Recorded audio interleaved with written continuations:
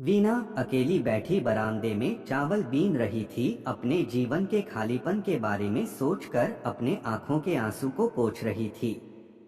जब से शादी करके इस घर को आई थी, सुकून का एक दिन नहीं जिया था। मायके की याद लगातार आंखों पर छप जाती है। तभी दरवाजे पर दस्तक हुई। वीना की मुंह बोली, बहन। अरे वीना, कैसे हो? बस दीदी, ठीक ही हूँ। वीना अपना दर्द छिपाकर चाय नाश्ता का इंतजाम करने में लग जाती है। वीना की बहन एक दो दिन घर में रहते हुए सब जान जाती है और वीना का हाथ पकड़कर बोली, वीना, कैसे तुम यह सब कैसे बर्दाश्त कर लेती हो? तुम्हारी जगह दूसरी औरत होती तो कुछ भी कर गुजरती, अब तक कैसे झेल लेती हो इतना दर्द? से वीना सहम सी गई और बोली, दीदी, सच कहूँ तो गलती तो मेरी ही है। जवानी की दहलीज पर कदम रखते ही मेरे कमजोर कदम लड़खड़ा गए थे और अपने ही घर वालों की इज्जत को नीलाम करके अपनों को ही दुहखी कर दिया। मेरी जैसी बेटी की वजह से समाज बेटियों से नफरत करता है।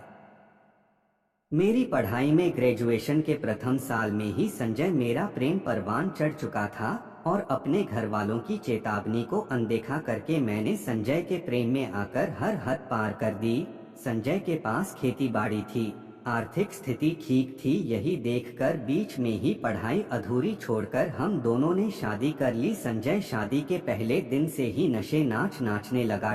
जब ये सब देखा तो मेरी आंखें कौंध गई। यकीन नहीं हुआ, जिस संजय को मैं जानती हूँ वो तो ये है ही नहीं। उसकी हरकतें लोक लाज और मर्यादा को तार तार करती रही। शुरू का प्यार, इसी बीच में दो बच्चे भी हो गए। अब तो रोज का हो गया है। अब तो साहस जुटाने के बाद भी संजय का विरोध नहीं कर पाती हूँ। दीदी, बहुत बड़ी गलती की है मैंने। काश माता पिता का कहना मानती मैं। मुझे संजय के बारे में पूरी जानकारी निकालना चाहिए था। उसकी प्यार भरी बातों के जादुई असर की मैं दीवानी हो गई थी। रूबिका, सच सच बताओ वीना से, संजय तेरे साथ मारपीट भी करता है, सबके सामने तेरा अपमान करता है, तेरी आंखों के सामने दूसरी लड़कियों के साथ संबंध बनाता है। क्या बताऊं दीदी, शादी जब तक नहीं हुई थी तब तक संजय अच्छा इंसान होने का नाटक करता रहा। मैं समझ ही नहीं पाई दीदी। अब तो दो बच्चे भी हो चुके हैं। मेरे अंदर छुपी हुई बेबस माँ ने जिंदा औरत के स्वाभिमान को मार दिया। मैंने हालात से समझौता कर लिया है। रूबिका, तुम्हारे जैसी पढ़ी लिखी औरत के मुंह से ऐसी बातें अच्छी नहीं लगती। अभी भी समय है, उस नशेड़ी से पीछा छुड़ा लो। वीना दीदी, एक माँ की ताकत को सारी दुनिया जानती है, लेकिन उसकी मजबूरी और कमजोरी को कोई नहीं समझता। दीदी, अब तो ये बच्चे ही जीने का सहारा हैं, इनके सहारे उम्र गुजार लूंगी। रूबिका समझाकर अपने घर चली जाती है। वीना फिर से अपने रोजमर्रा के कामों में लग जाती है। शाम जब संजय आया तो वीना ने स्वादिष्ट पकवान परोसे, लेकिन संजय गुस्से में वीना को घर से निकलने को बोलने लगा। अब मेरा मन भर गया है, मुझे दूसरी शादी करनी है। तुझसे ज्यादा पढ़ी लिखी और सुंदर लड़की से शादी करूंगा मैं। अरे तू अपने माता पिता की नहीं हुई तो मेरी क्या होगी? तुझ जैसी लड़कियां किसी की नहीं होती।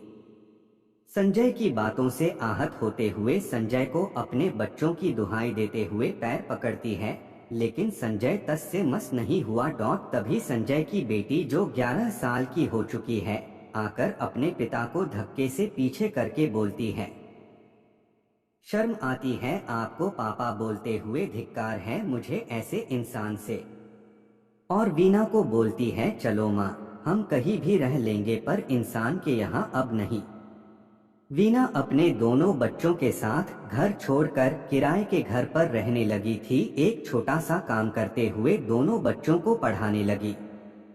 कई सालों के बाद आज सब्जी लेने वीना बाजार गई थी कि अचानक से रास्ते में उसको संजय दिखा। बहुत दीनहीन हालत में वीना को देख उसके पास आकर बोला, वीना कैसी हो? आज इतने साल बाद तुम तो और सुंदर हो गई हो। हाँ, लेकिन आप बहुत बदल गए। ऐसी हालत क्यों हो गई आपकी? संजय रोते हुए, तुमसे अलग होकर जब दूसरी शादी की तो बस मेरे पैसे के लिए जुड़ी थी।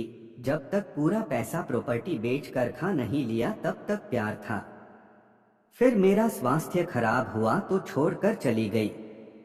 पड़ोस के लोग खाना दे जाते हैं, उसी को खाकर समय बे समय जब मिला जिंदा हूँ।